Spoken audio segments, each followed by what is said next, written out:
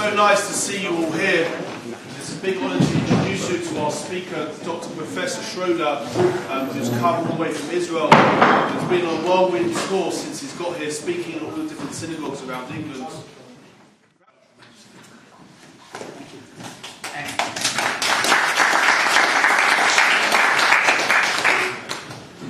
Thanks for having me here. And as you just heard, the idea is to try to see whether we can see confluence as opposed to conflict in how science sees the world and how Torah describes the world.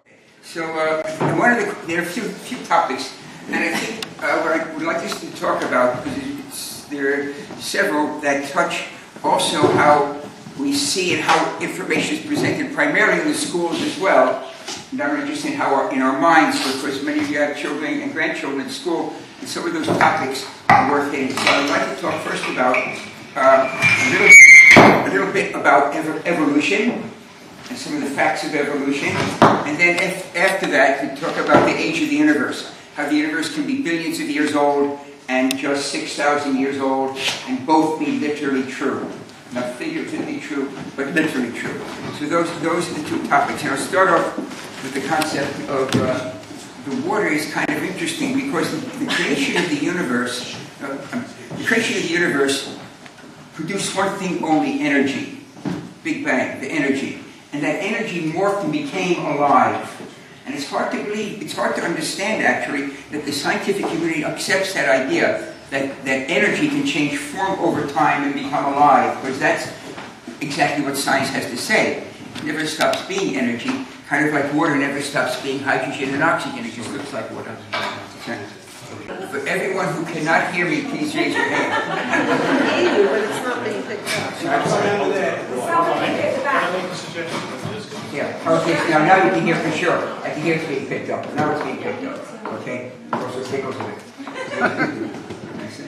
It's being picked up very well. So, I'm going to leave the idea of the energy at the moment, just try to focus on the two topics at the beginning: evolution and then the age of the universe. Evolution is a loaded term. 2 weeks ago I teach in Jerusalem, I live in Jerusalem, I come to the States, live in Jerusalem. 2 weeks ago, in the session that I was teaching, we had a bona fide biologist, evolutionist in the session, and I asked him to define the meaning of the word evolution. Now, the founder of Sience Torah, Noah Weinberg, a brilliant where I teach in Jerusalem, and you're all welcome to come, no dress codes. I give it, my classes are in English, you come any way you feel comfortable, and sit on the classes that I give. But in any event, Noah Weinberg, the founder of Sience Torah, said if you want to have a debate, the first thing you have to do is define your terms. Because if you don't define your terms, it's a meaningless discussion.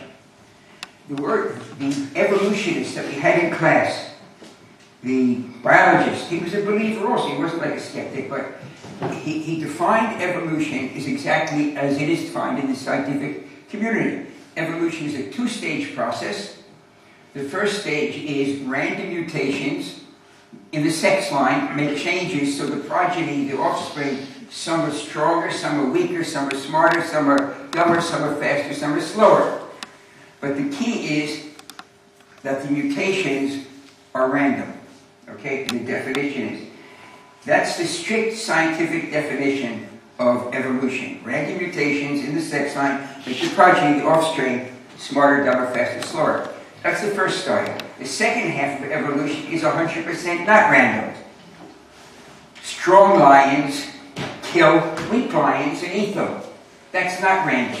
The mutations that make some lions stronger than other lions can be random. But the fact that strong lions eat weak lions is not random. The reason there are not a lot of lions in the world isn't hunters. Lions eat lions. So when you discuss with an evolutionist, they'll say, oh, no, evolution isn't random. It's survival of the fittest.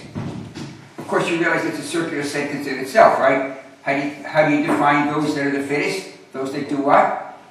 That survive. Yeah, so I think it's called a tautology. But so you're told that evolution is not a random process. That's completely not true, because the key of evolution isn't strong lions eating weak lions. The key of evolution is how you get some lions to be born stronger and some be born weaker, or cheaper, faster, or slower, or people smarter or dumber. Those are the mutations that occur. The fact is, if you put any evolutionist against the wall and say, prove to me that the mutations are random, they would always back down. There are no data, zero, that tell you that the mutations are random. There are no data that tell you that they're godly driven. But if you use the word evolution, it's a prejudicial statement, it's a theological statement. God is not active. The better way of saying it is, did life develop from the simple to the complex? Develop, as opposed to evolve. And I hope it's true, because the Bible has been saying that for 3,000 years, and science has been saying it for about 300 years. Love you, which means to your health. Okay. That you only get two. The third one you're on your own. So the approach of that with evolution makes a theological statement, says that God is not present. The Bible devotes a total of 6 sentences to the development of animal life. It starts in Genesis chapter 1 verse 20, and by Genesis chapter 1 verse 26, you've got Adam. That's really 7 sentences, but one sentence was there was evening and morning the 5th day. So there are only six functional statements. Life starts in the waters as an explosion. It's called the Cambrian explosion of life, named after the original name for whales. I believe it is. That's the Bible says in verse number 20. Starts as an explosion in the waters, moves to the land, becomes mammalian, becomes human. That's all the Bible says. That's all the Torah says, and that flow happens to be exactly what the fossil record says in hundreds of thousands or maybe millions of samples. The flow of the fossil record is life starts in the waters. The Hebrew text says let the waters, in English, let the waters teem with teams of living animals. That's the first mention of animals, which is if it were a human author of the Bible, that would be a tremendous limb to go out on. Why would you think that animal life starts as an explosion of life? Because that's what the text says, that the waters teem with teams of living animals. Well, it turns out that it happens to be literally correct. Animal life starts in the waters, and it's an explosion of life. It's called the Cambrian explosion of life. Science calls it, the scientists actually call it the Big Bang of animal evolution, such an explosion. And then it moves to the land. Here's from Time magazine, Evolution's Big Bang. And I used to carry fossils from this time because I've been given them over the years. I don't carry them any longer on the plane if I only have carry-on luggage, because I have it on this trip, because it would look like a weapon, and thanks to our cousins in the neighboring countries, you can't carry that stuff on the plane any longer, they take it away from you. So if you want to see the fossils, come to Jerusalem, give me a call. Any event. So what do we get at here? So we have here a flow of life which is described explicitly in the Torah, in 6 sentences, and a flow of life that's described by hundreds of thousands of samples in the fossil record, and they're just fine. The question is, what drove that flow of life? Not did it happen or didn't happen. I hope it happened, because the Bible's been claiming, as I said, for a few thousand years. Science for a few hundred years. What drove the flow is the question. Were the mutations that changed simplistic life to complex life like we have now random or not? And the data are not there that say they're random. But the data are not there that say it's God either. That's why the word development is completely neutral. And that's the word that schools should use. That life developed from the simple to the complex, and then you decide by yourself. Kids aren't dumb. They'll figure out it's pretty unlikely that rocks and water became alive by themselves, because that's what evolution would tell us, the origin of life. So be careful when the term evolution is being used, and it's important not to just shoot down the idea of the development of life. There is a flow of life described in the Bible. There's a flow of life described in the fossil record, and the flow is the same. So the development of life isn't surprising. I mean, we are 98 to 99% chimpanzee. That's the genetic makes it. Genes make that very clear. If you don't believe the genes, just pick up the newspaper. From that, you think we're 100% chimpanzee, but I mean, from the headlines. But that flow is not a problem. The problem that you would have would be what made that happen. So I won't repeat that for the 14th time, but Let's be careful when kids or grandchildren come home or you're reading something about evolution, make sure that they realize that it's not the strict definition, although that's how it'll be taught in the schools. Random mutations. There are no data that support that they're random. And I want to give two examples of how the information is in fact presented and how it's warped in the media. I'm serious because evolution is really one of the questions. And the other is the age of the universe, which you can get to in a moment. This is an article from a science journal. It's called The New Scientist. It's not peer-reviewed. It's a secondary source of information. But they're quoting peer-reviewed information here from a peer-reviewed journal, and they're presenting it to the public. And it's called The Humanity Switch. It's a very good title. Because what it's showing is the development over time, dated by several radioactive clocks. Never say carbon-14. That shows you off your turf. There are many, many radioactive clocks. Carbon is just one of them. And it shows a chimp-type skull or in different stages over the history of time, of chimps, to a human-type skull. Okay? And the data are there, and you can date, and they can be date approximately when each of these things happen, and it shows this flow. First of all, the term the humanity switch is a perfect term, because your entire world is from here to here. And all our history that we know of animals living today is the shape of the brain is very strongly mapped by the shape of the skull. So as the shape of the skull changes over time, different parts of the brain develop. Like there's no high forehead here because there's not much. They have some frontal cortex, but nothing like what humans have. Chimp-like head changing over time to a human head. Again, what would drive that to take place? So in the article being Humanity Switch because of the nature of the brain, and your entire life is between here and here. There's studies I'm not going to get into, but maybe we'll have time. But just one example of how your life is in here. Most people are not wearing sandals because it's still too cold, but I can always see shoes move. Would everyone please wiggle their toes? Wiggle your toe. I can see it very good. Since I can see your toes, I can see your toes. Where do you feel your toes? Where do you feel those toes moving? Feet. Toes feel nothing. Absolutely nothing. It's totally in here. As you can ask, God forbid a person loses a limb, they still feel the limb. Your entire life is between here and here. Your toes feel absolutely nothing. But the perception is 100%. I'm feeling it in my toes. There's not a person in this room that is not convinced that they're feeling it in the toes. Toes feel nothing. Everything, every sensation you have, light, sound, whatever, is between here and here. It's all facts between here and your brain. And it's hard to understand that because perceptions sometimes are very misleading. So you have to be careful of perceptions because they're obviously highly subjective. And here's a bit of subjectivity that's about to come out. So we look at these development, and we can study about when approximately these changes take place. And they plot the flow of life here. Obviously you can't see the graph, it's too small, so I'll put it on the board. You just have to take my word for it that I'm not putting something else there. I can put anything I want, you can't see this anyway. But I'm going to try to be honest about this. Try. So they have a flow here of increasing complexity. At this end is people, our type brain. And back here something's very interesting. There's a gene that exists long in history. Now we can tell when genes come online because there are things called passive mutations. And while the clock of a passive mutation isn't exact, it's generally accepted that they occur at a certain rate because you can measure them in different animals. And so you can actually date approximately when this particular gene appeared.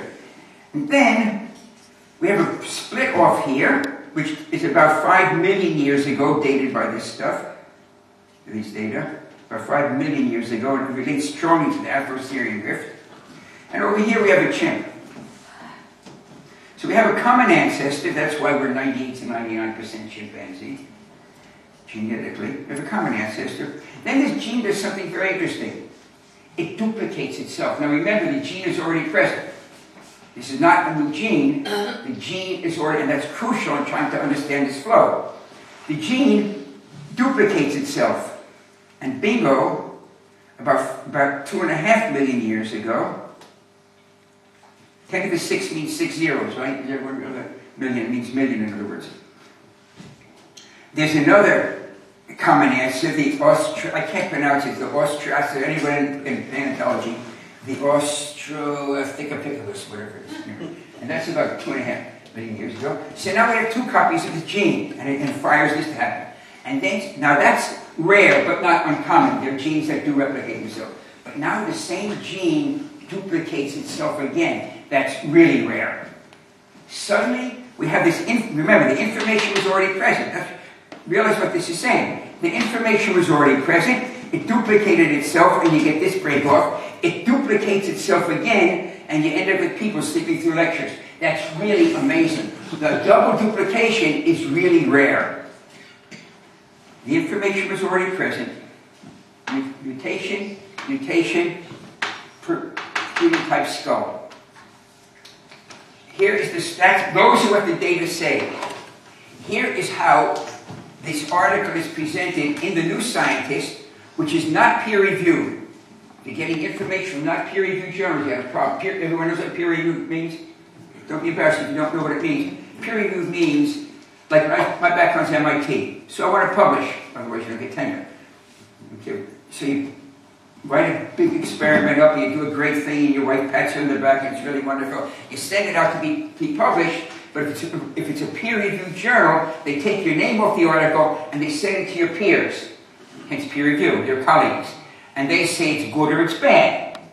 If they say it's bad, they say, sorry, we're not publishing it. If it's good, they say, we're publishing it. That's the peer. That the other person, the other scientist in your level, think that you did a good job. I mean, they might say it's bad because they want to do it themselves, and then they'll publish a year later, change the numbers. But you hope that they're pretty honest, that they won't. So this journal is not peer-reviewed. These are the data that are presented from a peer-reviewed journal. But here is the summary of this experiment in this journal here. The essence of humanity largely boils down to a bunch of random mutations, every one of them happening by chance. When your kids and grandkids read this article, they have learned that evolution is true. The essence of humanity largely boils down to a bunch of random mutations, every one of them happening by chance. There is not a single word in this article about random mutations or in the core article. The real review of the article should be like this. The essence of humanity largely boils down to a bunch of mutations. That's what the article says. Not random, not chance. You have to be really careful about the information how it's presented. I'm not saying you could say God made this happen, and I'm not saying we have any idea how it happened. Those are the data. Duplication and duplication. And it's your own thought of whether it is or is not divine, or it is or not random. But when you're presented by data like this, or in Scientific American, which is more likely that kids and grandkids read in the schools, because Scientific American is a lot cheaper than, let's say, the journal Nature, which is peer-reviewed. Scientific American is not peer-reviewed. It's the most widely sold science journal in the world, easily by a factor of 10, maybe by 100. Because to get a journal like Nature, which is published in the British Isles, which is the top of the mountain, is great, or by back at MIT, I published in the journal Science, which is published in the States, they're the two tops of the mountains. But they're so expensive that most schools don't subscribe to them. Universities do, but not a public school, because the budget is too limited. So they get Scientific American, totally not peer-reviewed, or they get the New Scientist, which is almost free, and they're told that it happened by random reactions. There are no data that support that the reactions are random, the mutations. I keep hammering this home because how the information is presented. And there's a classic example of a prejudicial approach, and the average person reading it says, oh, you see, it is all random, Mom and Dad. Forget this baloney about going to synagogue. Such a jerks that do that kind of stuff. The New York Times, in other words, not peer-reviewed also, the New York Times, quoting from an article in the journal Science, again, one of the two pillars of scientific inquiry, namely Nature in the British Isles and Science in the States. Tibetans cited as recent case of evolutionary change. Tibetans cited as recent case of evolutionary change. Page 2, 4 columns wide, the New York Times. Think it's important? You know, by page 5, it's in the garbage already. This is the sports section or something. 4 columns wide, page 2 is really big news. And you dummies that don't think there's evolution, here it is right here. Evolution, as a recent case, you can even see it happening.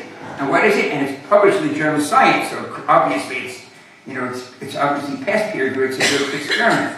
And what this experiment was about the Tibetans is, the Tibetans live high up, at 14,000 feet, and they're just thriving.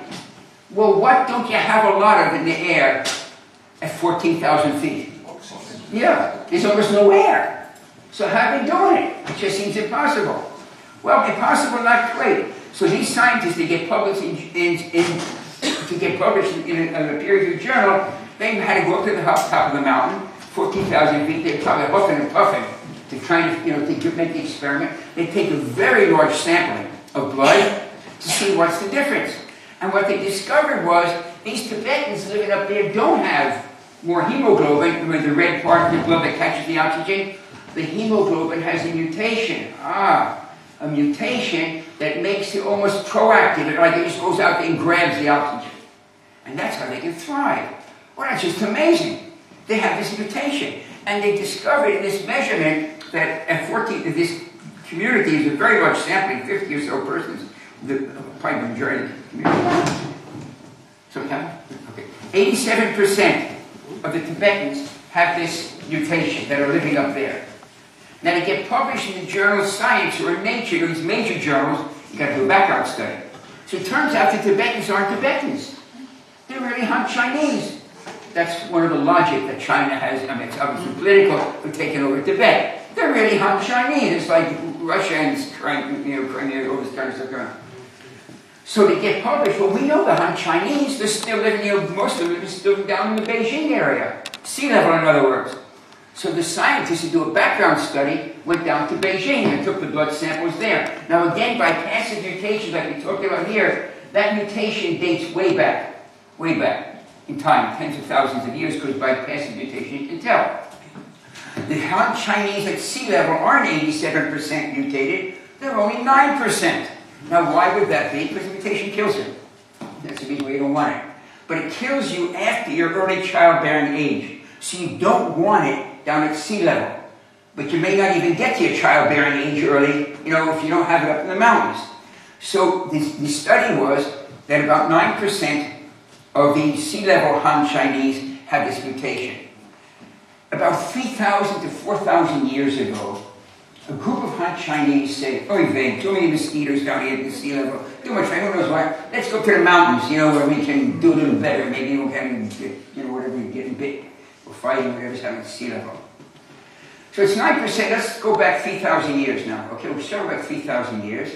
The mutation is approximately 9% abundant. So if 100 families get together and say, "Let's get out of this place, we'll go up there, we'll have a million, we can build probably get enough families.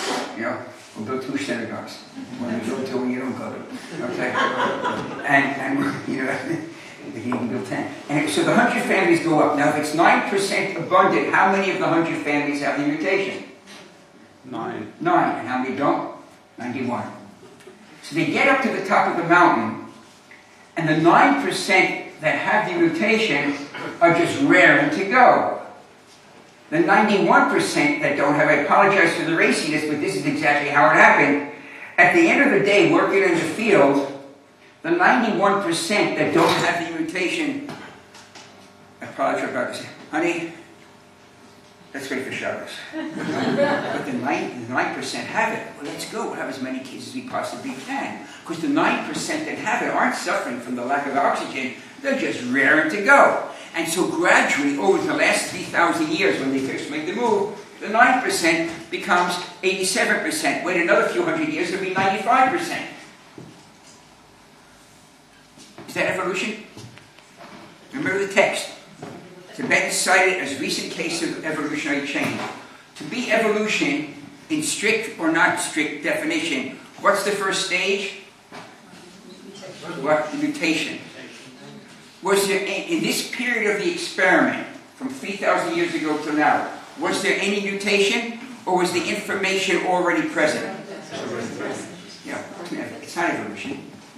Evolution would have to have been that down at sea level, almost no one's got it, or no one has it, the gene doesn't exist, They go up to the mountain, bingo, there's a cosmic ray, and they evolve.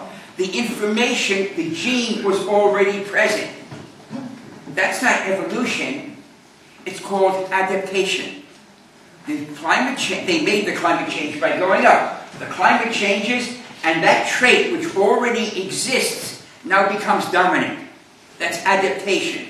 So now we go back to the core article. Professor, sorry, I think the microphone can have you. Okay. Ooh. For a tap dancing, that's what you'll be able to hear. Is it adaptation or evolution? Right?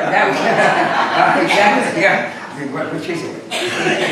If you go back to the core article, you know what word in Science, the peer-reviewed journal? Guess what word doesn't appear? Evolution. Evolution. But what does appear is adaptation, because that's what it is. You couldn't get away in the journal Science calling it evolution, because it wasn't evolution. It's adaptation. So why would the editor of the New York Times, which is considered a reasonable newspaper, change adaptation to evolution? Because no one's interested in adaptation. You want to prove these dummies that waste their time davening whatever they're doing, what schlemiels they are. Everyone knows evolution is happening. Adaptation is not evolution. So why would you change it to evolution? Because people are really interested in evolution. And if you can prove it, you got it there, you're going to sell more newspapers. The goal of a newspaper is to sell newspapers. And they sugarcoat it with the news. The more people that buy the newspaper, the more advertisers will pay to be in the newspaper, and the number one selling newspaper, number one or number two, is number one, I maybe it's one or two now, in Israel is Yisrael Hayom. It's free. You come to Israel, you walk around, you see guys and gals in red jumpsuits handing out the newspaper. It's either the first or second largest, you can't say selling, largest red newspaper in Israel. The advertisers are bending over backwards to get space. There's no space any longer for advertising. You can't get the news in. Newspapers have to sell newspapers for advertisers to pay. And that's why the New York Times didn't really mind leading you down the garden path to say it was evolution, even though in small print they call it adaptation, because you couldn't get away with it otherwise, or Science could probably, the journal Science could probably sue them, because in the journal Science it is adaptation. So be careful when you're reading secondary sources. It wasn't random mutations that make humans. We don't know what the mutations, we know the mutations that happen. We don't know the source of them. You have to be very careful, because the kids come home from school and say, you jerks, let's go play baseball, because we've proven that it's all random. No, we've proven the mutations have happened. And that's the good news. The Torah has no problem with mutations. The Torah has a problem with saying that it's all random and there's not some divine force. And if you can figure out, especially in the origin of life, of it happening by random reactions, that's pretty much an amazing phenomenon. One of your homegrown atheists, Dawkins, what's his name? Richard Dawkins, wrote an extraordinary book called The God Delusion. It's really, to read it, such a polemic against total anything divine in the world. And he's so disingenuous, and maybe he's a genius, anyway. In his article, the key stake in all of this development of life is the origin of life. In The God Delusion, he devotes a total of 6 words to the development, to the origin of life. 6 words. It was a stroke of luck. Those are the words, and then he jumps onto something else. And in his books on tape, when you read when you're washing the dishes, you can hear it on tape, which is what I did, he doesn't even say that. He has his wife say it. His wife reads those words. It was a stroke of luck. And then they go on to, the whole phenomenon of life developing. Watch out for how the information is presented, because there are tremendous assumptions made, and those assumptions often do not stand up to scrutiny, because in fact the assumptions are usually often not based on reality. They're based on a prejudicial understanding. Did life develop from the simple to the complex? Absolutely. Never get stuck into the corner where they'll say, well, you see, he doesn't even believe in, that's what Dawkins got into Scientific American about Gerald Schroeder, me. You see, people, Schroeder doesn't even believe in evolution. Yeah, Schroeder doesn't believe in evolution. Schroeder believes in development of life. And that's a neutral word. In other words, it doesn't say yes God or no God. And that's the way it should be taught in schools. And then kids aren't dumb. They can figure out light beams turning into life is pretty much of a stretch for it to be random. So that's a bit what I wanted to talk about is the evolution of the world, but then how much time do we have going for it? Again, if I were not threatened on the traveling, I'd pull out the fossils now and I'd show my dynamite. My wife Barbara Sofer, great writer, you should look up on the web. Every 2 weeks an article in the Jerusalem Post called The Human Spirit, bsofer.com. We're married, but her professional name is Sofer. She doesn't want to admit it, but we are married. Once you kids, thank God, grandchildren, you can't do right any longer. But then if you look her up, she's great. So Barbara was actually researching a story in the northwest of the U.S. and brought me back part of a dinosaur. I usually could pull it out and so, well, what about dinosaurs? You know, they go back tens, hundreds of millions of years. So how do we handle that? Well, we handle it, actually do handle it, because I usually have the fossil memory with me. So I want to talk a bit now also about the age of the universe, and then we can get to other topics, such as science discovering God, if we have time, or whatever questions there are.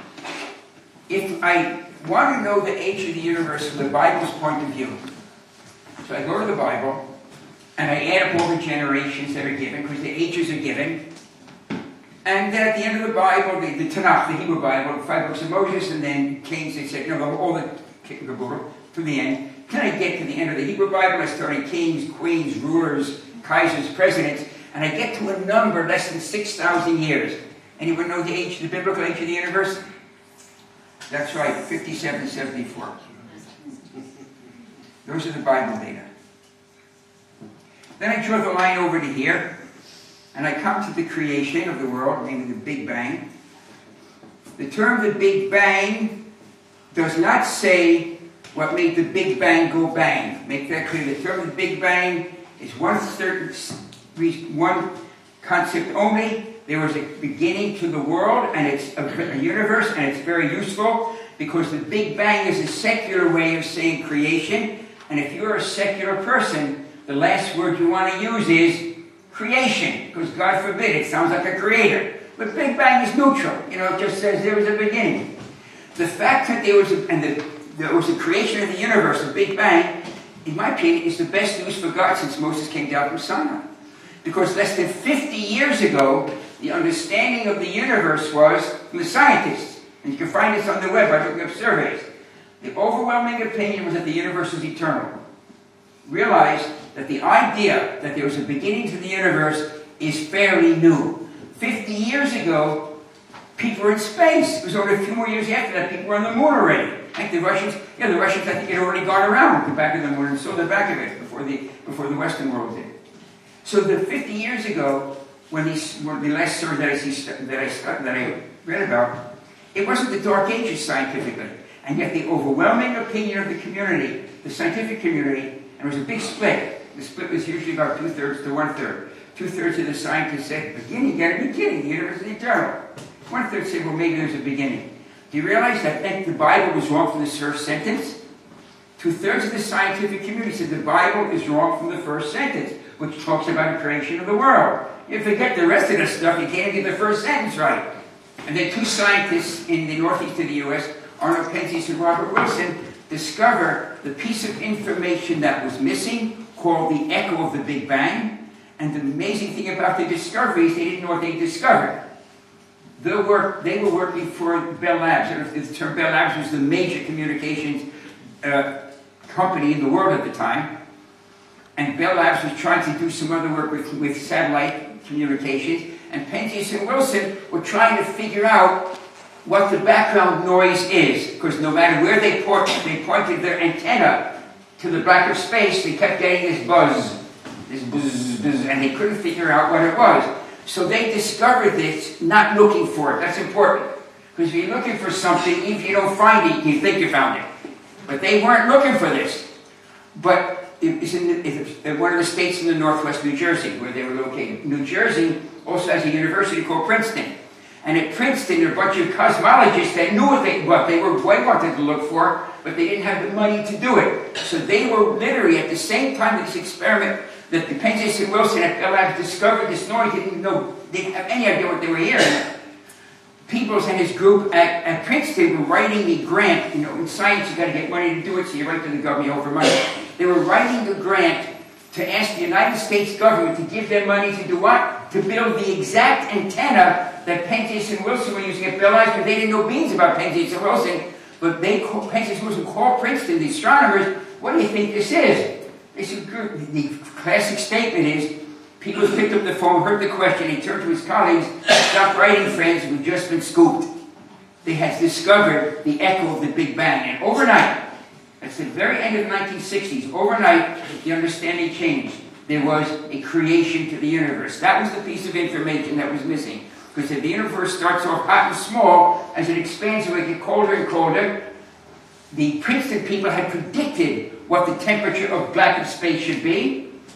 And it turns out that was exactly what this group, the Penzias and Wilson, discovered. It's about 3 degrees above absolute zero, about minus 450 Fahrenheit, minus 270 centigrade. Minus. That's very cold. It's very, very cold. Just a bit above absolute zero. So we suddenly discovered that was the creation. So how long ago did it happen? With the age of the universe, we get a number because the data are in the Bible. The Bible has nothing about the biblical age. What about the science age? So the science age turns out to be just a bit under 14 billion years. American billion, 9 zeros. Okay, 14 billion years. Those are the science data, and we get them with a beautiful way of doing this. It turns out that it's so, I could say how God gave us a gift, I just leave theology out of this. It's just amazing that the light has a wonderful characteristic that it's not only being a particle, it's also a wave. And the universe starts off as a small speck and expands out in time. And in that expansion, in that stretching of space, as the universe expands, any light passing through the space, like from a galaxy far away from us that has to reach us, that light has to swim essentially through space. But what's happening? Space is stretching. So the wave aspect of the light gets stretched out. So by looking at the characteristics of the light from different depths in space, we can actually measure the rate at which space is stretching. It's quite extraordinary because of the amount of stretching of the light wave. And so you can measure back in different times. So what it allows us to do, us being the scientific community, it's not my work at all, my work's in nuclear physics, is to measure the rate at which the universe is expanding. And we find a formula, we discover that from last year to this year, and we can predict this year to next year, and etc. But now we can go backward in time also. If from last year to this year, what about last year to the year before? We just make the equation negative instead of positive. And to billions of years ago, to millions of years ago. And it turns out we run the equation back in time to reach this point of creation, it takes in the order of 14 billion years. So those are the data that allow us to understand, is the same color? Yeah.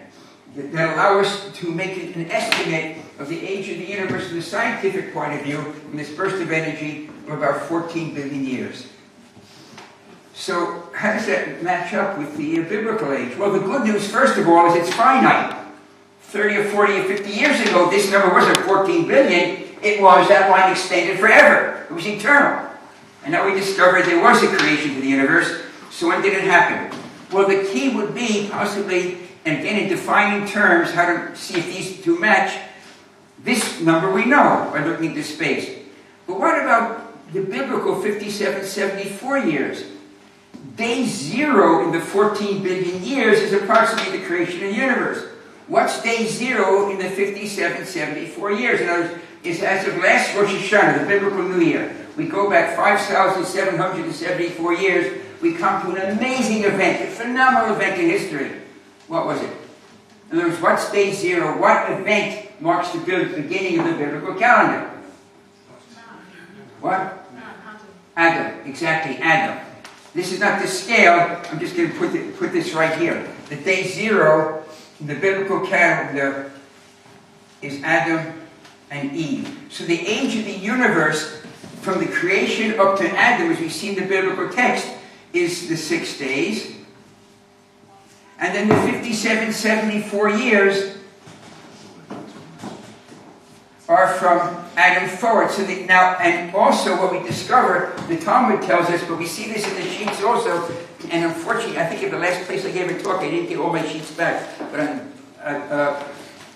here's what I have to pass around. I'll keep one for myself, and just take like one for every 2 people in each row, because you're going to have to see this inside the text, and there isn't enough for each person. So I'm just going to, what? Oh, can you make more copies for each person? I mean, you can charge. I think there's probably enough, but okay, then they can keep doing it. Because these have to get back. Just take like 1 for each, 2 for each row, okay? And if there's more, then just take more.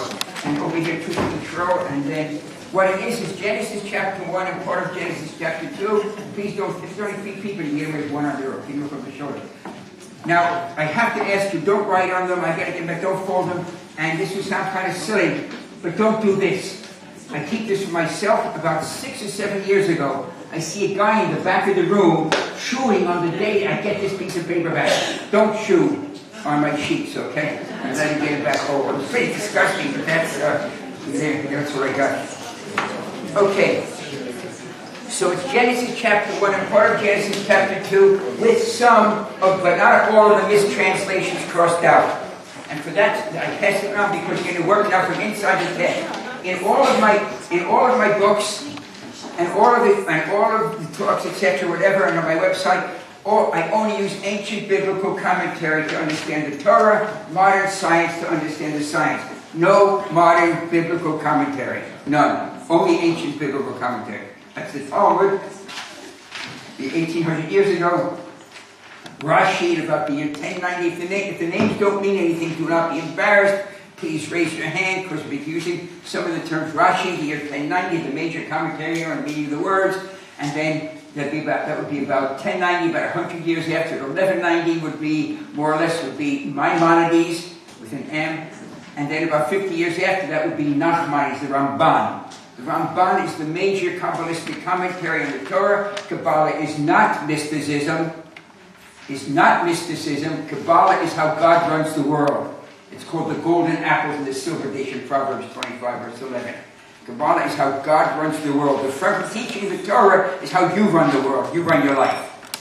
Kabbalah is how God runs the world. Wow, that was fast. Okay? Whoever you get, just, raise your hand if you want. Okay, so they meet on this side also. I'll take as many as I can get back at the end also, but if you want to keep them, please do. Because some of them is translation. They have time at the end, but some of them are very interesting. So the calendar, first of all, the Talmud tells us that it wasn't 6 days from the creation to Adam. It was only 5.5 days. Okay? And then there's a split in the calendar. The 5.5 days may come from, the Talmud doesn't explain one, but the Talmud tells us 5.5 days. But if you look at day number 6, where Adam is mentioned, and you count up the verses in day number 6, you find that Adam is spot on halfway through the verses of day number 6. That might be the reason that we have this, but it's 5.5 days according to ancient commentators. So the age of the universe is 74 years plus 5.5 days. So now the kindergarten explanation of this is, well, the days weren't really days, they were long periods of time. So I would like to see a show of hands, because it's useful to stretch in the evening. How many of you have ever heard, even if you don't believe it, have you ever heard that the statement in Genesis chapter 1 is these 6 days, evening, morning, day 1? How many of you have ever heard the days weren't days, they were long periods of time? Anyone have ever heard that? Everyone. It's good for stretching. The difficulty is very interesting on that, and that's why you want to use ancient commentary. Because all ancient commentary, with zero exception, that deals with the duration of days, all of them, with no exception, that includes the Ramban, that includes the Talmud, that includes Rashi, tell us that the days were 24 hours each. And not just 24 hours each, כמו ששת ימי עבודה for the Hebrew speakers, like the 6 days of our work week, אבל כולל כל ימות העולם. They contain all the ages of the universe. The idea that the days were longer than 24 hours each doesn't stand up to biblical scrutiny. The question I have to ask is, why does Rashi, why does the Ramban, Nachmanides have to tell me the days are 24 hours each? The day is, the word's Yom. Yom means day. So clearly they were dealing with something that's kind of, let's say, dicey, kind of something special here, that they could tell me the word Yom means day. And it's not, and we usually think the 6 days is too short. But if you think about an infinite God, it's really too long. By 6 days. And what kind of God is that schleps around for 6 days to make the heavens and the earth? I'm watching playing Shakespeare. Sure, they were Gabriel. Gabe says make the oceans. And God said, wait another day, roll the dice, Gabe, it's your move. Take a wait a day. I mean, what kind of God would take 6 days? I mean, it's an embarrassment of a God. Unless we understand that God works through nature. And time would be part of God working through nature, because nature does take time. Because we always think it's too short. But it's too long by 6 days for an infinitely powerful God. But leaving that aside, we have this split here. I just want to talk a bit. So we go back less than 6,000 years, we get to Adam, and then we go back the extra 5.5 days, we get to the creation of the universe. The calendar splits, the description of time changes, up from creation to Adam, evening and morning, day one, evening and morning, second day. The translation is a defective translation, but that's the way the English reads there. Then from Adam forward, every passage of time is human-based, earth-based. Adam and Eve have 2 kids. Cain murders Abel. Cain is exiled. And Adam and Eve have a 3rd child called Seth. And from here on, we see Adam and Eve live 130 years. They have a kid named Seth. Seth lives 105 years. A kid named Enosh. Enosh lives, etc. From Adam forward, every passage of time is human-based, earth-based.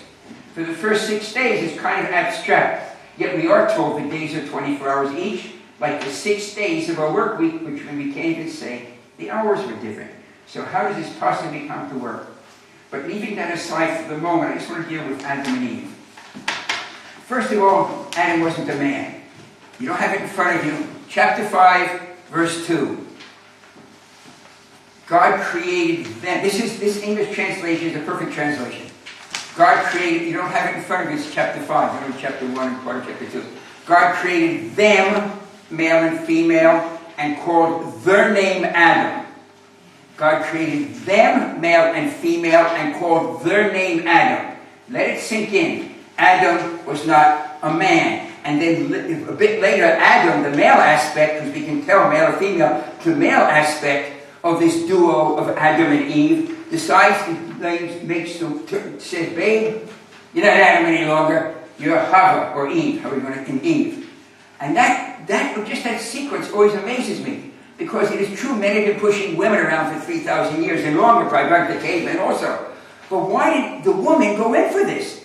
Why didn't she stay back to Adam? You know, buddy, I'm Adam, we're going to call you Eve. And then the men will be called Eve today. Now why did she go in for that? Just amazing. It's disappointing, actually, but that's what happens. So she goes along with it, and now the female of Adam and Eve becomes Eve.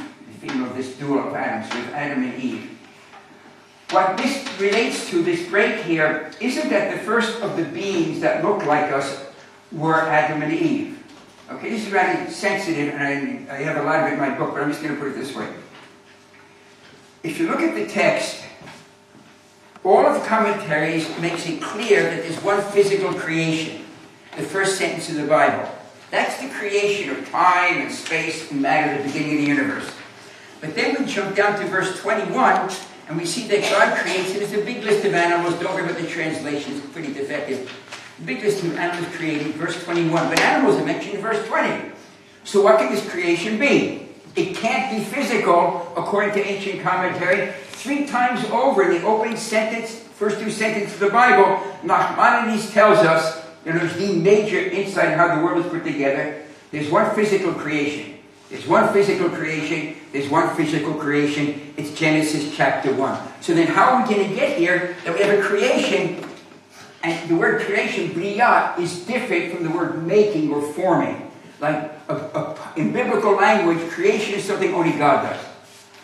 So in that language, in pater, It doesn't create a vessel. A potter makes a vessel from clay. Because making and forming is something from something. Creation is something comes into this world that wasn't in this world, according to the biblical claim here, but was put in by God. So the first creation is the whole creation of the whole universe. This creation of verse 21 has to be a spiritual creation because it can't be a physical creation. And it's the nephesh, the soul of animal life. And again with Adam here, we see Adam mentioned in verse 26. I'm just going to pick this up because I don't want these on the ground because it is Genesis chapter 1. I'm going to put it over here. Verse 27 is the neshama, the soul of animal life. So all humans have a nephesh. All animals have a nephesh. Only humans have a nephesh and a neshama. So Genesis chapter 1 verse 27 is not the creation or the making of the first Homo sapiens. It's the first neshama. It's the first being with the neshama. Maimonides talks about this in the Guide to the Plex. The Talmud talks about it in Eruvim, that there were beings that existed at the time of Adam, and before. I'm going to spend a lot of time on this, but I want to get it out of the way. That there were beings, animals, at the time of Adam and before, that were human in shape and intelligence. They were human in shape and intelligence. So why weren't they human? They were verse 26 Adams. This is not Schroeder. This is not new bending the Bible. This is the Talmud. This is Maimonides in the year 11, in the Guide for the Flex, 1190. Where do you get the information? Not from the fossils. 1190, guess what didn't exist? The fossils. Because it's in the text. And if we were a whole session on Adam, we go through it point by point, which I do in my books, to show the sources, not my sources, the sources that they use. In the text itself. These beings existed. Cavemen were never a problem for the Bible. They may have been a problem for my bar mitzvah teacher, your bar mitzvah, your bar mitzvah teacher, but they were never a problem for the Bible. They were described in detail. I'm not going to go into all the interactions that Adam had with them. I'm going to separate it. I'm going to put that forward, of course. They existed. They were the same shape and the same intelligence as humans, but they weren't human. So when we're told by the local museum or the local anthropology textbook that people invented farming 10,000 years ago, that's 4,000 years before Adam, the museum is 100% correct. The anthropology textbook is 100% correct. That people invented complicated tools 50,000 years ago, the museum is 100% correct. The anthropology textbook is 100% correct by the museum's definition of a person, by the anthropology's definition of a person. And that definition is a being that looks like you and looks like me, has your brains and my brains. And that's where it stops. The Bible's definition is almost like that, but it's a bit different. The Bible's definition of a person is a being that looks like you and looks like me, has your brains and my brains, and also has the neshama. That's the change. The neshama is the spiritual change in the world, and we're in London at the moment, or close to London, not quite, but close to London. And if you want to see this, and I bring it down in my books, go to the British Museum. It's worth your trip there. Go to the third floor, the Mesopotamian era, the Mesopotamian wing, an entire wing, and in the Mesopotamian wing, it dates the change in society that is so huge. And it dates it to immediately after Adam. They don't mention Adam, God forbid, in the Bible. They just put a year out there. That the change is so huge that there's an entire wing of the British Museum in the middle of London, high-value real estate, that tells us that the world changed sociologically at about, they say, 5,500 years ago. You have to notice it's immediately after Adam. And I called up the curator. There they had a white, they have a white phone on the wall. And the white phone on the wall is for the curator. And I called him up, and I asked him about this plaque on the wall, which is the earliest cities. That's what's there in the museum, and to prove I did it, here I am, sitting back. Okay. And the question is, I said, well, what was the change? Why do you date a change in society right back here? I didn't mention Adam. But the plaque has the year, 5,500 years ago, which is immediately after Adam. He said, we don't know. His reply, we don't know. It wasn't a population explosion, we're told. Why? Because the population explosion goes back to 10,000 years ago with the invention of farming. Once you have farming, you can have bigger families. When you're hunter-gatherers, you can't have big families because how many kids can you carry? You move them from place to place. So we know it wasn't the population explosion, so what was the reason? We have no idea. The Bible knows the reason. The neshama changed the world. The neshama doesn't leave a fossil, but the neshama's effect on the world is loud and clear. So loud and clear that the British Museum, which is one of the major museums in the world, 100% secular, dates the change. The change was spiritual. So he said, wait a minute. The Tower of Jericho goes back 10,000 years. He said, that's fine. Don't confuse the Tower of Jericho with the Jericho that Joshua fights thousands of years later. It's the same oasis, the same water. This is him speaking. It's the same water source. But the Tower of Jericho 10,000 years ago was a marker for what we would call in Israel today, in Hebrew and Arabic, the Hamula. The extended family. To use the word today, it's the Hamula. It's the extended family. Mom and dad are doing one thing, the kids are doing something else. Grandma and grandpa are watching the babies. The cousins are there, the immediate gene pool. That's what that Tower of Jericho marked. And if you weren't part of my immediate family, stay off my land. And that's what the tower meant. Or I had you for dinner. Literally. It was a dog-eat-dog world. And then the neshama comes, and for the first time you have large cities. First time you have writing. First time you have trading. First time you have interaction with different groups. Because before the neshama you couldn't have a large city. Because if you didn't look like me, smell like me, talk like me, if you weren't part of my chamula, stay away. The neshama changed the world. And your museum, the British Museum, thank God, one day, just before the book went to press, The Sience of God, Barbara and I were lecturing in London, it goes back over a decade ago, had the afternoon off, went to the museum. I had no idea about this. And bingo, there it was. And the beautiful thing is, pick up the phone, and there's the curator. He actually was willing to talk. And we just don't know. Well, we know the reason. It's just too much of a coincidence. That the Bible says the world changes right here in the neshama, and the science says it changes. Okay, so that's all for Adam. So there are beings that predate Adam that you couldn't tell them apart from a human, so much so that in one part in K. Lion, when one of these dies, you can't tell them apart from a dead human. That's the debate with Rabbi Yossi. You have to bury him like a dead human or not. Because from the dead, you cannot tell them apart. They were totally, anatomically, and intellectually, high forehead, the same. Where'd they get the information? Where'd my mommies get the information the year 11? We got from the Talmud. Where'd the Talmud get it? No one's digging up the fossils. They weren't going to the British Museum. I don't even break your heart, but 1,100 years ago, the British Museum didn't exist. Because it's in the text, and we don't have time to get into it. In the Science of God, I bring the ancient sources that bring it down. So this is not the first Homo sapiens sapien. This is the first human. It's a big difference. So when you get arguments like that, again, realize the difference in the definition of the word. A human has a neshama. We are spiritual beings. Uncle says it 1,900 years ago. We are not physical beings. We are spiritual beings. We are beings that have spiritual speech. That's the definition. Not speech, spiritual speech. Okay. So much for Adam. So now we have Adam and Eve, splitting the calendar, one description of time, another description of time. So now comes the age of the universe, and we'll put this together. So the question comes with Nachmanides asking if you do me a favor of looking at the sheets that were passed around. Genesis chapter 1, verse 5, the closing sentence.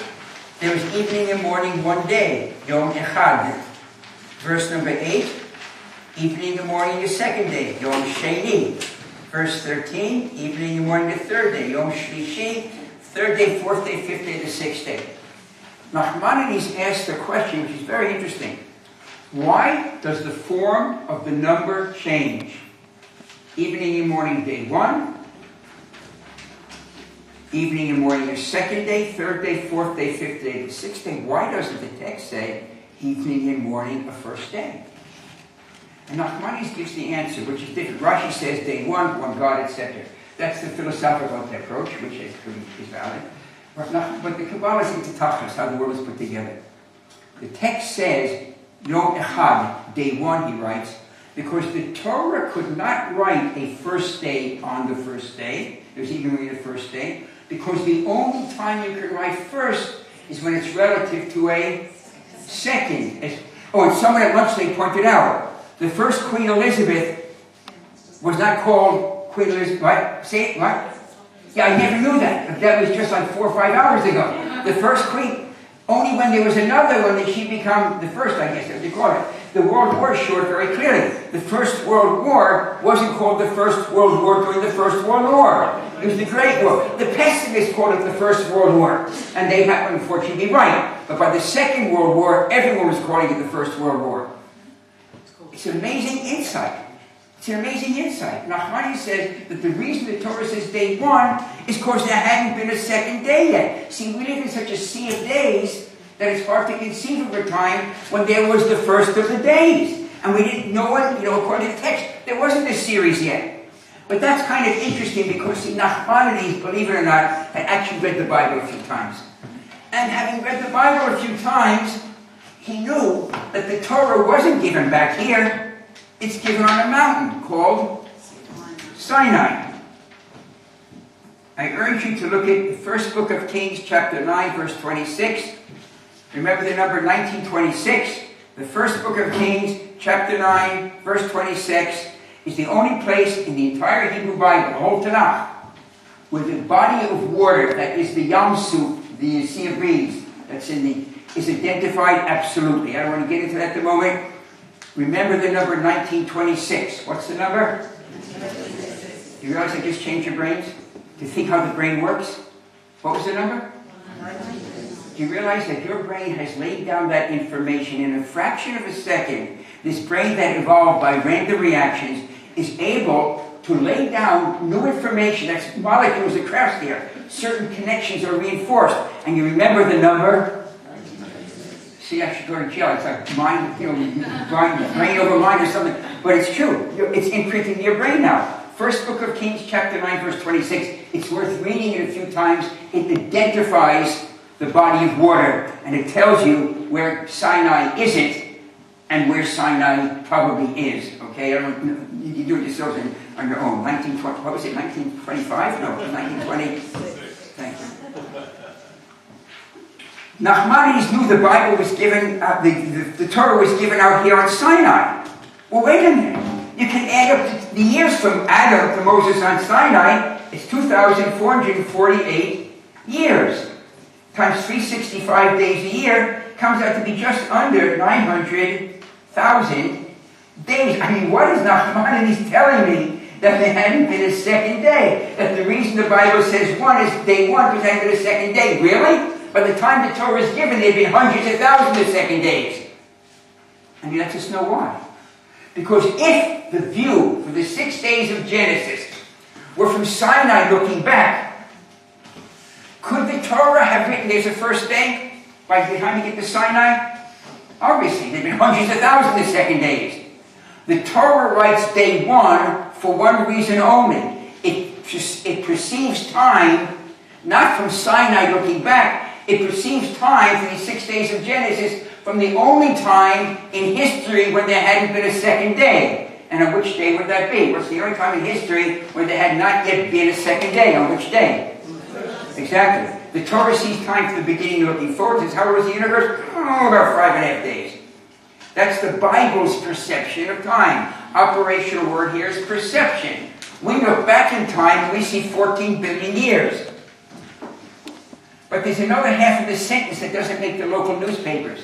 The universe is 14 billion years as measured from the time-space coordinates of the Earth. Or in English, the universe is 14 billion years as we measure time from our position in the universe today. Go to any other location in the universe, as if you could do it instantly. At the same time, you make the measurement from here and the measurement from Andromeda or someplace, you get a different number. It's 14 billion years. Those are the years we live, and that's how we see the time. But that's how we measure time. What would be the perception, the operational word is perception, of time from the Bible looking forward from the beginning? It's totally a thought experiment, but that is the perception of the Bible. It writes day one. Rashi says because there's one God. That's a philosophical understanding. The Tachlis approaches that the Torah sees time from before there was a second day. And that's kind of interesting because maybe it makes a difference. So what would it make a difference? Well, the universe starts off small, expands out. So a quick thought experiment. We'll wrap this up. I know you're getting eager to home. Okay. Over here's a galaxy. This galaxy is big. I mean, it's really big and far away. But it's so far away, it takes millions and millions, billions of years for the light to reach our beautiful telescope over here in Bushey. Wow, what a galaxy. That is a beauty of a galaxy. Of course, we don't see it lifetime. It takes a lot of time for that light to reach us. But as that light travels through space, what's space doing? Stretching out, exactly. So back here in the galaxy, billions and billions of years ago, a star explodes. It's called a supernova. The light goes out in all directions. It's the same in all directions. We're just going to talk about it coming to a big Bushey telescope.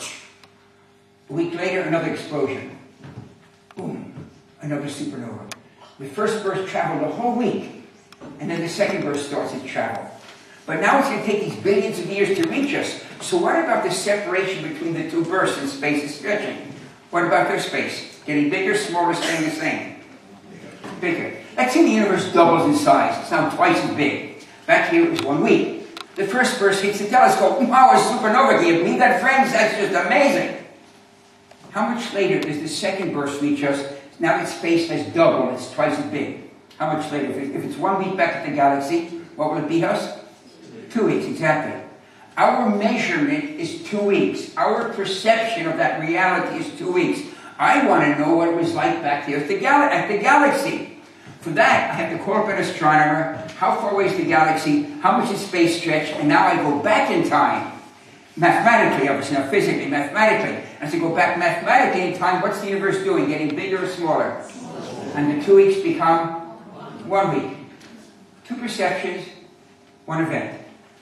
We look back in time and we see 14 billion years. Those years went by. There are dinosaurs, there are cavemen, the whole kit and caboodle. It's no problem. But how would the 14 billion years be perceived by the Bible looking forward from the beginning? Well, for that I'd have to take my measurement and run it back in time. It's almost like a zoom lens. But you realize the entire Torah is like a zoom lens for Genesis chapter 1. First sentence, the whole universe. By day 3, it's the earth. By day 6, it's people. The Torah didn't forget the universe, it's just interested in people. Zoom, it zooms in. And we see the same phenomena going in this direction, going back. If I knew how much space had stretched, I could actually make the calculation. Now, Nachmanides leads us by the hand. Sometimes you really wonder how people have any person, almost 1,000 years ago, have this information. He writes, first of all, with a great piece of insight, Hazman Nivra, time is created at the creation. Okay, other philosophies have this also. It's not just that Jews have this information. That time is created at the creation. But then Nachmanides adds what might be called a diuk in Hebrew, a sharpening of the information. He says that time is created at the creation, but only when stable matter forms does the clock of the Bible begin. He writes this, that the first creation was dak ma'od, ein bo mamash, so thin it wasn't solid. We call that energy. Why did he use the word energy? Because Hebrew doesn't have a word for energy. Hebrew for energy is energia. It's a totally borrowed word. And then he writes, however, mishi yesh yifos bozman. When you finally have matter, yesh, time grabs a hold. Tofes, the word tofes, there's no Hebrew, yifos, time grabs a hold. Which happens to be literally true, but either way, that's what he locks this in. Now the E to M transition that Einstein said happened, the energy changed the form of matter, took less than a second. It's like 100,000th of a second. So it's this very small, I'll call it correction or a modification of trying to understand this. But what's interesting, this moment here, when matter condenses out in stable matter, because matter is forming all the time, but it's always decaying. When stable matter forms, that's the first moment in the history of the universe that we know absolutely. All of the data before this time, and it's a squidgen of time, it's 100,000 of a second, is calculation. It's estimate. But this number we know exactly. Because we know the energy level that it takes to form protons. The first of the stable matter, which essentially makes every element what it is. It's the protons in the nucleus that make an element like oxygen carbon is number 6, carbon. Oxygen is number 8. 8 protons for oxygen, 6 protons for carbon, etc. This is the formation of the first stable matter, and we know that moment exactly because we know the mass of a proton, and from that you calculate the energy that's within that hunk of mass. So that equals mc squared something. We know that energy level, and we know that energy level out here thanks to many people's work, but Penny and Wilson did the first measurement. We know that ratio because we know the temperature of space now, this minus 260, 270 Fahrenheit, centigrade, or minus 450 Fahrenheit, and we know the temperature here. And temperature is just another way of saying energy level. Every time the universe doubles in size, its temperature drops by a factor of 2, triples in size by a factor of 3, 100 times bigger by a factor of 100. If I knew the ratio of this temperature, mass, size, I'm going to say it, between here and here, I could tell how much this 14 billion years would be compressed. Just like I knew the factor of 2 for the galaxy, and I go back, it's a factor of 1 for the stretching of space. And I don't know that number. That's the good news. The better news is science knows the number. And if anyone's in astronomy here, you can probably finish this session without me. Because it's consistent. If I have astronomers in the class, I can sit down, they can take over. It's so common in astronomy, I was just a lucky one to make the calculation. This stretching, which is a number that all astronomers know, is 900 billion. It's in the textbooks. 900 billion. I keep saying American billion. I don't know how it's still used, because billion should really be million with 12 zeros. But it's only 9 zeros. I think, anyway, it's 9 zeros. 900 billion. It's a unitless number. It's not 900 billion degrees, seconds, or whatever. It's a ratio. And in a ratio, the units often drop out. For instance, if I have 10 degrees, and I divide it by 5 degrees, 10 degrees by 5, is what's the answer? 10 degrees divided by 5 degrees equals what? 2 what? 2 what? You say it. 2 what? Someone said it. Just 2. Because the degrees cancel out. It's unitless.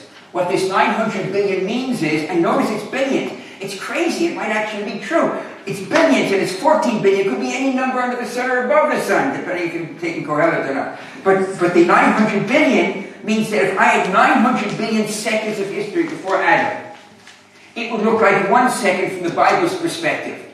It would be a video in super fast forward. All the information would be there, like a caveman or something. If I had 900 billion minutes, from the Bible's perspective, it would look like 1 minute, either dinosaurs or something. If I had 900 billion days, it would look like 1 day. And if I had 14 billion, I'm out of space here. If I had 14 billion years, it'd be 14 billion squashed by, I'll do it here, I guess, by the 900 billion. And it's unitless, the billions cancel out, and I'm left with 14 years divided by 900. And 14 years divided by 900 equals 15 thousandths of a year. Remember, the years remain because that's in the numerator. The denominator has no units. It's 15 thousandths of a year. That's what I bring to the party. That's it. The age of the universe, from the Bible's perspective, is 15 thousandths of a year, which is not even a year. But it's interesting when you convert it to days. By multiplying by 365, any guesses what you get? I'll give you a clue. You get 5.5. 5.5 days. The age of the universe is 14 billion years. Those years went by. How would it be perceived from the biblical text? 5.5 days. Now I'm about to say, and I apologize for saying it, but I say it in all the sessions, if you think it's a trick, that calculation, which is 2 chapters in the book, made the Science of God the largest selling science book worldwide for an entire year. Stephen Hawking, Brian Pitt, all the names you know. Science and God trumps science. And on Amazon, it was the bestseller list for the entire year. It did not last, and I'm not bragging, I can guarantee you the royalties did that just fine. But you don't last on the bestseller list for a year if it's a trick. The simple fact is, the universe is 5.5 days old. The universe is 14 billion years old, leading up to Adam, and they both happen at the same time. At the creation of Adam, the Bible abandons this point of view and takes on an earth-based point of view. That's why the description of time changes from evening to morning, day, evening, morning to Adam and Eve live in such and such a year. They live on earth, There are people on Earth. It's an Earth-based calendar. Had the Bible not changed its point of view, then we wouldn't have the 57, 70 years. It would say Adam and Eve lived for a microsecond of a kid named Seth. Seth lives for a quarter of a second. Everything is together. But the Bible does abandon this point of view and takes on an Earth-based point of view. So anyway, that's a long-winded but reality. And I bring one thing I brought one thing only to the party that's not either in the science textbooks or in Chazal. I just made the division. It's not even mathematics. It's arithmetic. It's first grade arithmetic. The zeros drop out. You have 14 divided by 900. I mean, most second graders can do that calculation, especially if they've got an iPhone or something else. So anyway, that's what I wanted to say to you. Just takeaway from this would be: is it evolution? No. It's development. Life developed from the simple to the complex. Were the mutations that made it happen random? Maybe, maybe not. But the word evolution doesn't let you make that decision. If you use the word evolution, you are told mutations are random. That's the practicing term in the biological field, at least as I've been told by persons who are practicing biologists, they make their living that way. Development is neutral. Life did, in my opinion, with no question. Life developed from the simple to the complex. The question is, what drove the development? If it didn't happen, then the Bible is wrong and the science is wrong. And it's pretty rare that the Bible, science finally catches up after a few thousand years and say, it's right, life did develop. What drove the development? So that's one aspect. The other aspect is watch out how information is taught. Make sure that you're reading information that's true to the original article. The third is dinosaurs were never a problem. Dinosaurs just weren't a problem. It says tiny gedolim. In fact, if you want, can I give you about 30 seconds, about 1 second just for dinosaurs?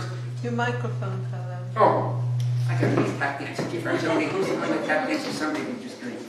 Anyway, just one little point, because I know it's getting late. We all gotta go home.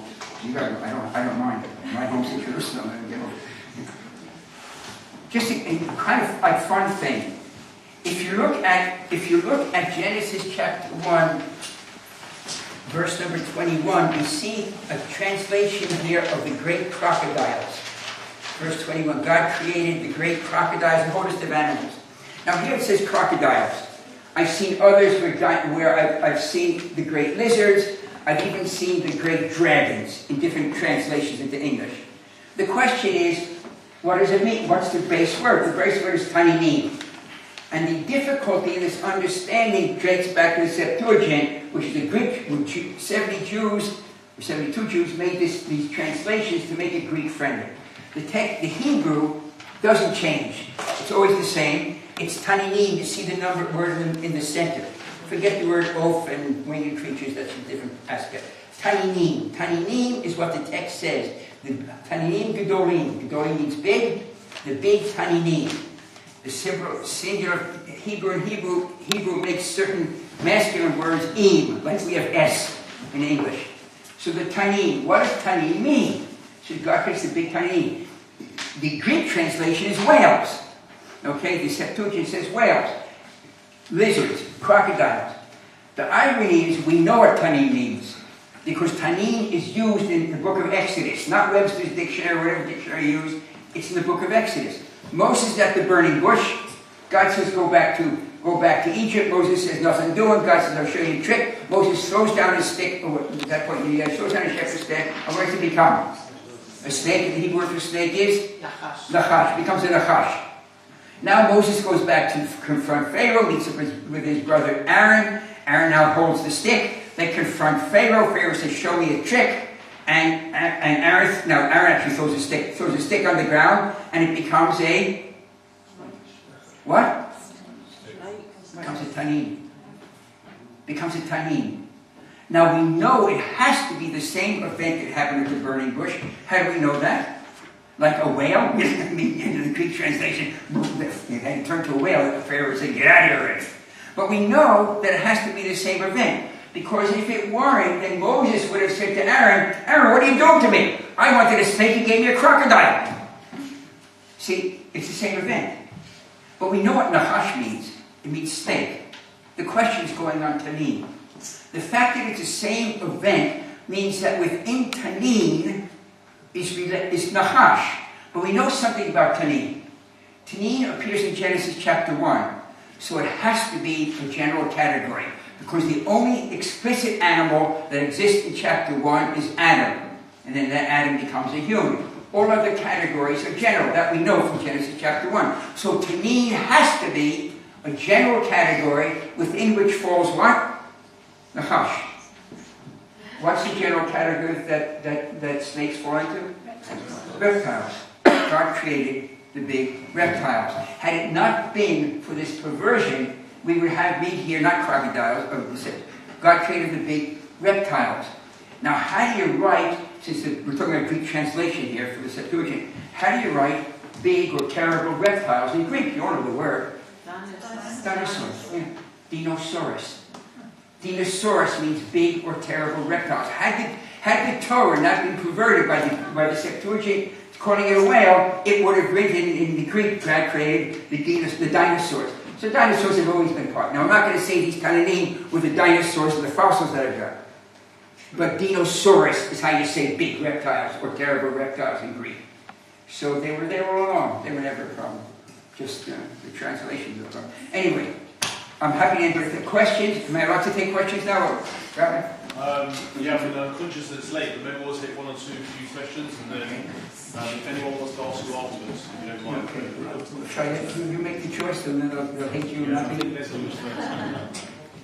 I see two people. This might be for me. I think Leslie was first. Oh, Leslie? Yeah.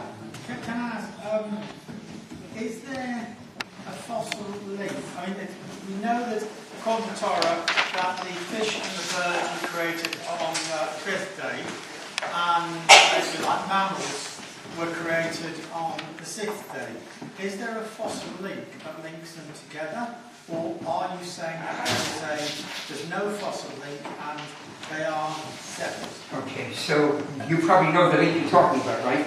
I talked about it in the Science the Bible also. Yeah. I hope I brought it. What's the link? Do you know the link you're talking about? It's called the Archaeologics. But first of all, the translation is defective. And that's important because Stephen Jay Gould at Harvard University proved that the Bible was wrong.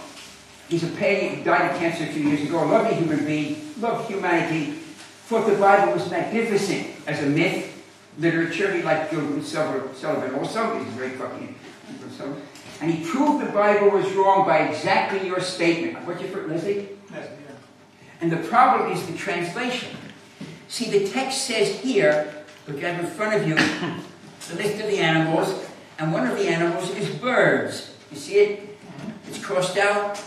The reason it's crossed out, Stephen Jay Gould, who's a brilliant human being at Harvard University, listed by Time magazine as one of the 20 most important writers of the 20th century. He's Jewish, needless to say, a bunch of other writers are Jews also. And so when he wrote, people believed, and it was in his field of paleobiology, of looking at the flow of life, that he proved the Bible was wrong. And he proved that the Bible was wrong by exactly Leslie's statement. By saying, and he's correct, that birds don't appear among the animals of day number 5. Birds appear among the animals of day number 6. And if God really wrote the Bible, how could God have made a blooper by showing the birds in the wrong place? The difficulty with isn't the birds, it's the translation. The text doesn't say birds. The text says oaf. Now if you use modern Hebrew today, oaf means you get a chicken. Okay? But not biblically. Biblically means oaf is any animal with wings. Hence in the laws of kashrut in Leviticus, we have sheretz oaf, a crawling, flying animal. Which do you think would be the first animals that would invent flight? Say it, someone heard it. Who? Someone said it. Insects. And insects map exactly onto day 5. Had Gould, it's amazing, a brilliant person like that would criticize the Bible and not know Hebrew. I've spent time with him. Who Gould did not know Hebrew. So we start reading this, what Leslie just said, birds. The text says, oh, I'm profane, which means an animal with wings. And insects match exactly. I'm not going to get into it. If we had another 15 minutes, we could go all into the data that show all this. Insects map exactly. But the fossil that Leslie was talking about is the Archaeopteryx. The Archaeopteryx is a spot-on match between a bird and a reptile. It is called it's almost like show and tell. It's called this comes from the British Museum. What is it? The Rosetta Stone. Now, why would the Archaeopteryx be called the Rosetta Stone? Because, like the Rosetta Stone has three languages all saying the same thing, so you can learn about how we learn to translate hieroglyphics.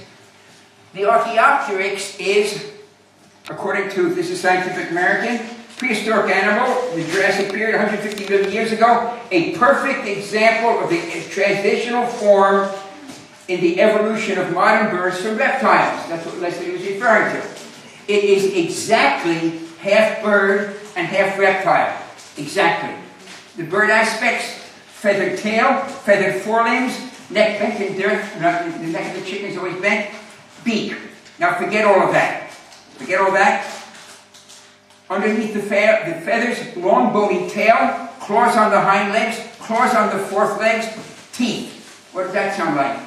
This is about life size. Long bony tail, claws and claws, teeth. What does that sound like? What? Like a reptile. What do you say? Like what? I can't hear you. What? So another go, whatever it says. Okay. It's a spot-on match, and they're right. It's a spot-on match for two animals. But Leslie's relating to this. It's about Archaeopteryx.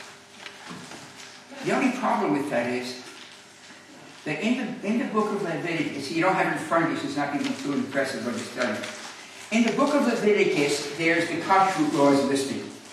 And in Leviticus chapter 11, verse 18, the birds are listed, the non-kosher birds. And one of them is the tinshemet, Tuf Nun Shin Mem Tuf. A few lines further down, in chapter 11, verse 30, the small creepy crawlers are listed. And guess what word appears there also? The tinshemet. The tinshemet is the only animal in the entire Hebrew text that is listed in two categories, a bird and a reptile. There is one fossil in the entire fossil record that is spot on, half bird, half reptile. It's called the Archaeopteryx. The Torah just called it the tinshemet. That Rashi gives different names. We have a tinshemet in Israel today. In the Galil, the great horned owl. It's called the tinshemet. In Jerusalem, it's called the chameleon, the tinshemet. Those are Rashi's words, because in Rashi's time, as the philosopher Elko Weiss pointed out, in Rashi's time, whoever heard about the Archaeopteryx? So we heard people calling it tinshemet, and we heard calling it tinshemet. The simple fact is, the Archaeopteryx, which was discovered way after Rashi, is listed in two categories, and it's called the tinshemet. You know, after a while, there are too many of these little nuances that make you believe that maybe the Bible really is something more than just the folks sitting around a campfire writing something interesting. Why would it list an animal in two categories? And it just turns out there's only one fossil in the entire fossil record that isn't called the Rosetta Stone, because it is two animals in one fossil, there's three discussions saying the exact same thing. So you can learn one from the other. Whatever the Archaeopteryx is teaching us, the Torah knew about it 3,000 years ago. So I think that we might take another question. Take one more question, and then offline we can take it if you want. Yeah. It's to do with it's really a science question, but it's to do with how you, if you like, translate the 577 we are in 4 to the 14. No, the 14 billion years is 6 days. Yeah. It's to do with the concept of time. Different perspective of time. Right. I think you made a statement. I mean, I always understood that time didn't exist before the Big Bang. Okay? That's right here. Right. I think during the course of your discussion, you made a point that you still couldn't have a concept of time until things stabilised, and I can understand that concept. You mean stable matter, the first stable Yes. matter? No, the concept, no, so I wrote, the time before this is about 100,000th of a second. Yeah. But there's nothing recording time. Energy doesn't record time. It's outside of time. At the speed of light, which is how energy travels, time doesn't exist. But the universe was existing, and about 100,000th of a second went by to cool the universe enough to let protons freeze out. I mean, it's still tremendously hot, freeze out of the energy. And it was at that point you got enough stability to start measuring time. Yeah, that's what Nachmanides said. When matter forms, time grabs a hold. Mishi yesh yifos tofes, yifos bosman. It's an interesting statement. When matter forms, time grabs a hold. That's literally true. When energy condenses into matter, something finally exists that's getting older with time. Before, where energy never gets older because it's outside of time. It's kind of like a parallel between God being inside and outside of time. It's something that allows free will and stuff like that. Okay, I'm sure there's plenty more questions, but just in case anyone is feeling tired and somewhere stuck in the higher realms of the world, we'll leave. If anyone has any questions afterwards, I'm sure Dr. Schroeder doesn't mind staying behind. Absolutely. A big thank you for coming and trying to explain something that I personally find very difficult, and summing it down in an hour and making it very clear. And therefore, I suggest that you please go to my website and you find essays there. So if anyone wants to go, I answer emails if they're short, but on the website I summarize this explicitly in an article called The Age of the Universe, but there's other things added with stuff. So you just go to the website. You're welcome to do that. Just before you all get up to